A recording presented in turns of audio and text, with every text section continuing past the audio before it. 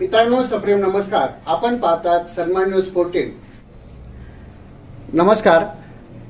आज आपल्या सन्मानच्या कार्यालयामध्ये नाशिक महानगरपालिकेचे माजी नगरसेवक तथा माजी प्रभाग सभापती श्रीयुत सुरेश नाना बंधुरे आपल्या सन्मानच्या कार्यालयामध्ये आलेले आहेत. नाना नमस्कार.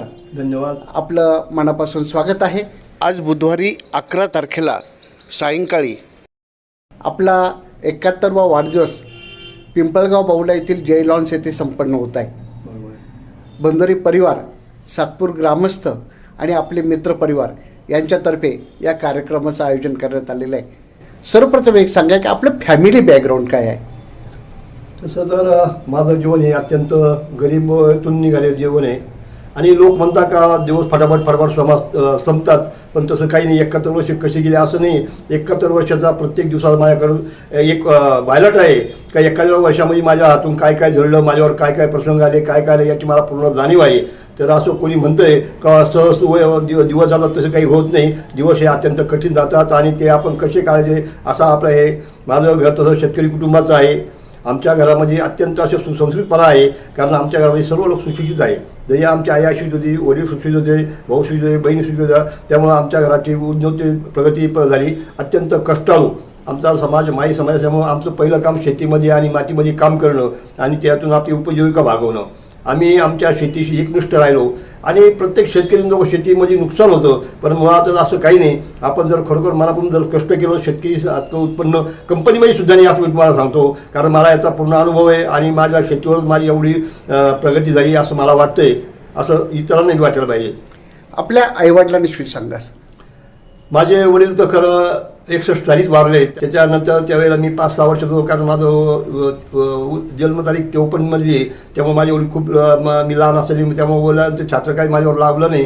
परंतु नंतर माझ्या आईने काबाड कष्ट करून मोलमजुरी करून आम्हाला 3 भावांना आम्हाला सगळ्यांना सांभाळलं आणि आम्हाला मोठं केलं. तिला जेवढं होईल तेवढं शक्यतो तिने 11वीपर्यंत शिक्षण घेतलं, परंतु पुढे पैसे नसल्यामुळे आम्ही शिक्षण करू शकलो नाही. त्यामुळं त्याच्याबद्दल मला थोडं वाईट वाटतं, कारण शाळेमध्ये अत्यंत हुशार आणि चाणक्य विद्यार्थी असून पैसे नसल्यामुळं मला 11वीपर्यंत शिक्षण घेता आलं नाही. आपले भाऊ, आपले बहीण त्याविषयी सांगाल. आमचे मोठे भाऊ आहे, ते एक शेतकरी कुटुंबात वाढले. त्यांनी काबाड कष्ट खूप केली, चांगली शेती केली. त्यांच्यानंतर मी, माझ्या मोठ्या भावाचा रामचंद्र पुंडलिक बंधुरे, तो अगोदर भोसलंगेटी इथे कामाला होता आणि त्यानंतर मग त्यांनी शेती व्यवसायाकडे लक्ष दिलं. त्यानंतर 11वी संपल्यानंतर मी बी देशी दारू दुकानामध्ये 4.5 वर्ष दारू दुकानाचं विकायचं काम केलं.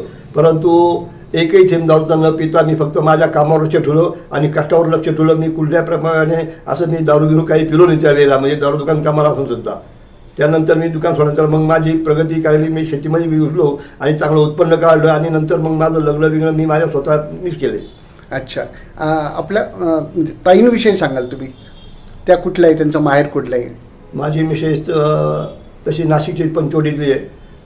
खरं तर म्हणजे आमचं लग्न होण्याच्यापासून आमचे संबंध जवळ आले, कारण आमच्या मोठ्या भावाची जी पत्नी होती ती तिचीच बहीण असल्यामुळं घरी येणं जाणं होतं. परंतु आम्हाला असं वाटलं पण नाही की आम्ही लग्न करणार आहे दोघंजणं. पण अचानक एक दिवशी असं वाटलं आणि आम्ही लगेच त्या 2 वर्षात लगेच लग्न करून टाकलं. तुमची शेती व्यवसाय होता. त्यानंतर तुम्ही अगदी अत्यंत गरीब परिस्थितीतून पुढे आलात. हे करत असताना अचानक तुम्ही राजकारणामध्ये प्रवेश केला. तसं म्हणजे खरं तर माझे वडील पोलीस पाटील होते. माझी आई सुद्धा नगरपालिकेची नगरसेविका होती. त्यामुळे मला असं वाटलं का आपण याच्यामध्ये आपण राजकारणामध्ये शिरलं पाहिजे ना. आपल्या मातुश्री सातपूरच्या भूतपूर्व नगरपालिकेच्या नगरसेविका होत्या, त्याविषयी सांगाल. खरं त्यावेळेला असं होतं का वर्तुळात बॉडी तयार होण्याची नगरपालिकेची. त्यावेळेला असं काही निवडणूक बिवड नव्हत्या. त्यावेळेला तिचं नाव अचानक वरतून आलं तर आम्हाला अशा धक्का बसला. पण त्यावेळेला भाऊशेठ राठी होते, त्यांनी सातपूरमध्ये MIDCचा प्रवेश त्यांनीच केला होता आणि त्यांनी का बरं ते नाव दिलं आम्हाला माहीत नाही, परंतु ते माझे वडिलांचे मित्र होते. त्याची जाणीव त्यांनी ठेवून भाऊशेठ राठींनी तिला पहिल्या याच्यामध्ये तिला नगरसेविका म्हणून घेऊन टाकलं. अच्छा. आपण आता जे काही आपण असो, आपल्या कुटुंबीय आहे, राजकारणामध्ये यशस्वी झालं, त्याची पायाभरणी तुमच्या मातोश्रींनी केली असं म्हटलं तर काहीच हरकत नाही आहे. कारण ज्यावेळेला मी त्यावेळेला छोटा होतो, पण माझी आई ज्यावेळेला त्या नगरपालिकेत जायची त्यावेळेला मी त्यांच्याबरोबर जायचो.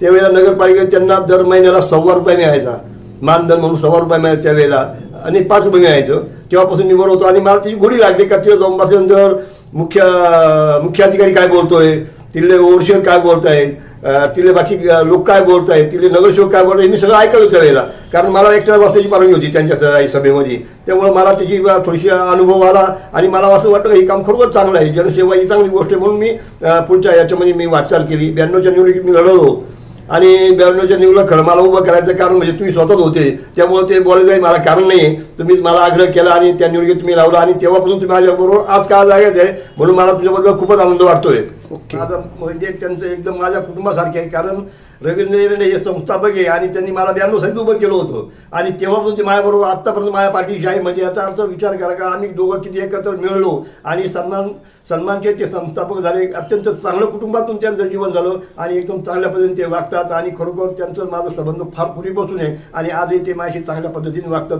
खरोखर मी सन्मानचं हार्दिक अभिनंदन करील. असेच काम त्यांनी पुढं चालू ठेवा, आमच्या कुटुंबाची असंच लागून राहावं असं मी त्यांना विनंती करेन. 2002ची निवडणूक सातपूरकरांसाठी वेगळी आणि ऐतिहासिक निवडणूक होती.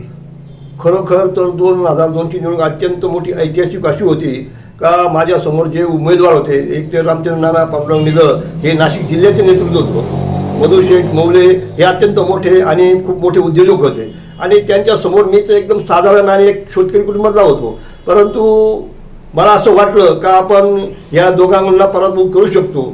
माझ्यावर फार चिल्लर पार्टी होती. माझ्याकडे जे लोक होते काम करायला, जे सगळे 50-60 होते, त्यांचं मतदान सुद्धा नव्हतं, परंतु त्यांच्या हस्ते मी असं काम केलं आणि त्यांनी सगळ्यांनी खूप काम केलं आणि मतदारांनी त्यांनी पटवलं. लहान लहान पोरं असताना खरं त्यांचं कौतुक आहे आणि तेच मुलं आज बी आजच ते मुलं 2-2 मुलांचे आईवडील झाले, परंतु आजही ते तागात माझ्यापर्यंत जे नगर कार्यकर्ते तेच कार्यकर्ता आज बी आहे. म्हणजे हा एक चांगला एक हे, कारण मी प्रत्येक हे चांगलं वागलो आणि त्यांच्या मनामध्ये माझ्या चांगल्या भावना तयार केल्या, म्हणून एकही माझा कार्यकर्ता फुटलेला नाही, उलट आगीन जोडले गेले. सातपूरला तुम्ही 2002मध्ये शिवसेनेचे नगरसेवक म्हणून विजय झालात आणि नगरसेवकापाठोपाठ तुम्हाला सातपूर प्रभाग सभापती ही काम करण्याची संधी मिळाली. विशेष म्हणजे सातपूरच्या बंदोरे कुटुंबातले तुम्ही पहिले नगरसेवक होतात महापालिकेतले, त्याविषयी सांगाल आणि आपण केलेल्या कार्याविषयी माहिती द्याल.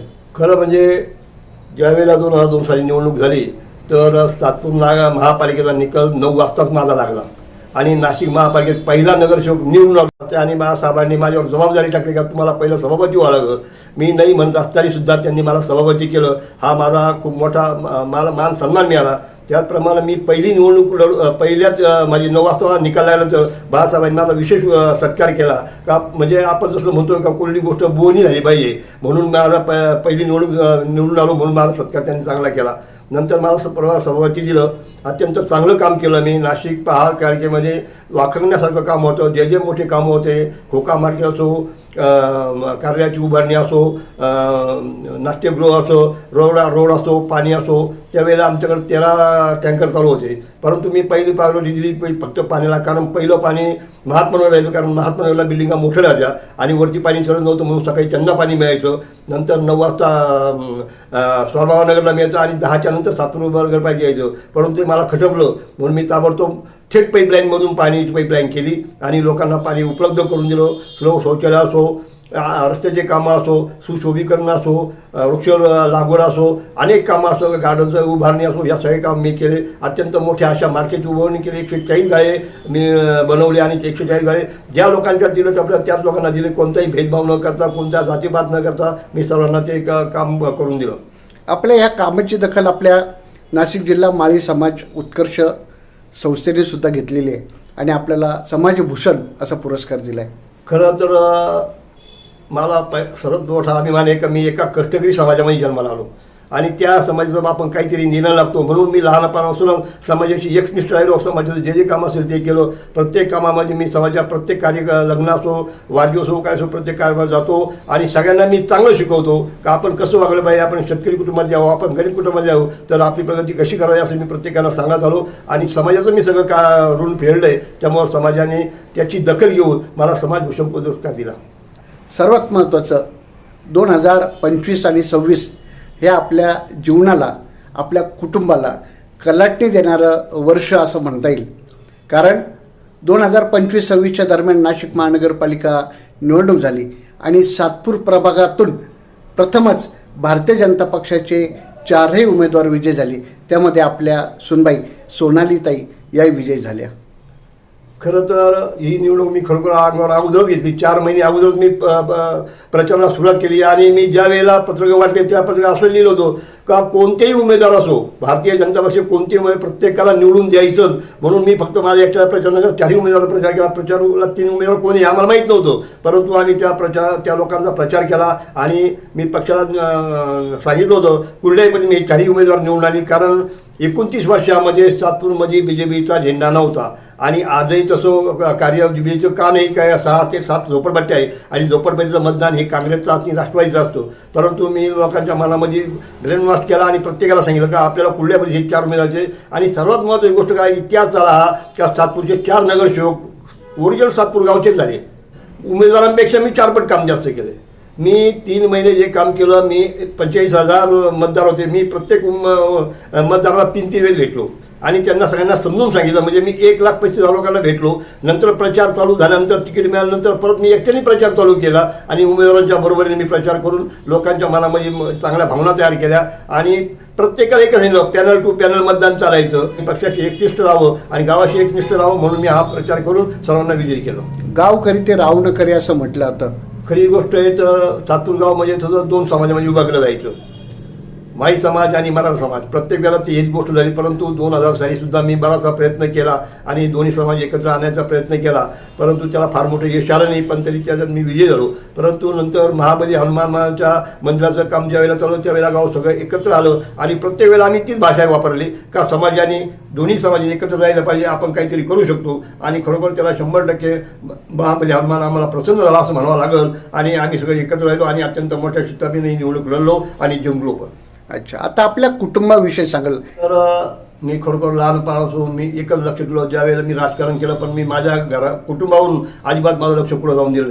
मुलांना मला जेवढं येईल तेवढं शिकवलं, त्यांना चांगल्या पद्धतीने शिक्षण दिलं, त्यांना घरात चांगलं मार्गदर्शन केलं. आपण चांगलं वागलं पाहिजे, आपण चांगलं वागल्याने काय होतं, जर आपण वाईट वागलो तर आपला खर्च येतो, चांगलं वागलं आपल्याला पैसे लागत नाही.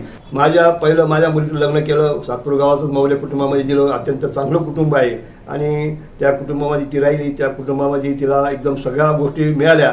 तिला 2 मुले चांगल्या उत्कृष्ट ठिकाणी तिने दोन्ही मुले दिल्या. दोन्ही जावई अत्यंत चांगले आहे, म्हणजे माझे नात जावई एकदम चांगले आहेत, त्यांचं कुटुंब पण चांगलं आहे. त्यानंतर माझा मोठा मुलगा संदीप हा कंस्ट्रक्शन काम करायचा, मग त्याला इथली मुलगी मिळाली, ती बी MA झालेली आणि अत्यंत चांगलं कुटुंब होतं. त्या कुटुंबाने आमचा विश्वास टाकून त्यांनी होऊन आम्हाला मुलगी दिली. अत्यंत चांगलं झालं. त्यालाही 2 मुलं आहेत. आज आम्ही युनिव्हर्सिटीमध्ये पदार्पण केलं. आमच्या 3 कंपन्या आहेत, आमचे छोटे छोटे युनिट आहे आणि त्या युनिटचं तो एकदम चांगला सांभाळतो आणि 12 ते 13 तास माझी मुलं कामं करतात. त्यांना कुठलाही शोक नाही किंवा काही नाही, कोणाबद्दल भेदभाव नाही. आम्हाला आत्तापर्यंत एकही शत्रू नाही. आमचं एवढं कुटुंब असताना एकही शत्रू नाही. मग 2 पुरते माझे शेती काम करतायत. मधून आमची मोठी शेती आहे. 12ही महिने आमच्याकडे फुलं आणि गुलाब, झेंडू, शेवंती ही फुलं चालू असतात. अत्यंत कष्ट करून तेही चांगले आहेत. ते दोघंही निर्वसनीय आहे. लहान मुलगा सिव्हिल इंजिनियर झाला आहे, तो बी त्यांनी बिल्डिंगचं काम केलं. आता तो त्यांनी MIDCमध्ये काम चांगलं करतोय. तो स्वतःची कंपनी आहे आणि त्यांचे उपयोगात चांगल्या भागतात. सगळे लोक एकदम चांगले. आमच्या घरात कधी भांडणं होत नाही. मला 4 सुना आहेत, परंतु आमच्या घरात काही भांडणं होत नाही. सगळे वेळी सगळे आमचे चांगले. सातपूरचे सुजाते हे एकदम चांगले माझे मित्र होते, परंतु आम्ही नंतर विहामध्ये रूपांतर झालो. हा योगायोग आहे. तसे माझी एक पुत्तीपर सातपूरला दिली, ते सुद्धा माझ्याच वर्गामध्ये ते गोवर्धने, ते बी एकदम चांगले. ते माझी कंपनी चांगले, ते उत्कृष्ट आहे. ते जावई पण मेडिकल आहे, ते चांगलं आहे, एकदम चांगलं आहे. आणि माझे जावई सुद्धा चांगले, नात जावई सुद्धा चांगले. म्हणजे मला ह्या वयामध्ये तुम्हाला सांगावंसं वाटतंय, मला 5 पंतू आहे. 71 वर्षात मला 5 पंतू आहे. कारण माझं लग्न लवकर झालं, माझ्या मुलांचं लग्न केलं, पुतण्यांचं लग्न लवकर केलं, मुलीचं लग्न लवकर केलं. त्यामुळे मला आता 5 पंतू आहे आणि एकदम सुखी संसार आहे आमच्यावाला. कोणाच्याही मनामध्ये हेवय जावे नाही. सर्व नातेवाईक, समाज बांधव सगळे माझे एकनिष्ठ आहेत. आम्ही सगळे चांगलं वागतो. रवींद्र हिरणे हे संस्थापक आहे आणि त्यांनी मला 92 साली उभं केलं होतं आणि तेव्हापासून ते माझ्याबरोबर आत्तापर्यंत माझ्या पाठीशी आहे. म्हणजे याचा अर्थ विचार करा का आम्ही दोघं किती एकत्र मिळलो आणि सन्मानचे ते संस्थापक झाले. अत्यंत चांगलं कुटुंबातून त्यांचं जीवन झालं आणि एकदम चांगल्या पद्धतीने ते वागतात आणि खरोखर त्यांचं माझं संबंध फार पूर्वीपासून आहे आणि आजही ते माझ्याशी चांगल्या पद्धतीने वागतात. खरोखर मी सन्मानचं हार्दिक अभिनंदन करील. असेच काम त्यांनी पुढं चालू ठेवा, आमच्या कुटुंबाची असंच लागून राहावं असं मी त्यांना विनंती करेन. आपणा सर्वांना विनंती करण्यात येते, आज बुधवारी सायंकाळी 6 वाजता पिंपळगाव बावला येथे आयोजित जय लॉन्स येथील श्रीयुत सुरेश नाना भंदुरे यांच्या अभिष्टचिंतन सोहळ्यास आपण सर्वांनी उपस्थित राहावेत. नाना, आपण या ठिकाणी आलात त्याबद्दल मनापासून आभार. धन्यवाद. सन्मान न्यूज 14 साठी कार्यकारी संपादक राकेश पवार, विशेष प्रतिनिधी आकाश बकरे यांच्यासह मी रवींद्र एरंडे, सन्मान न्यूज 14, सातपूर, नाशिक. धन्यवाद.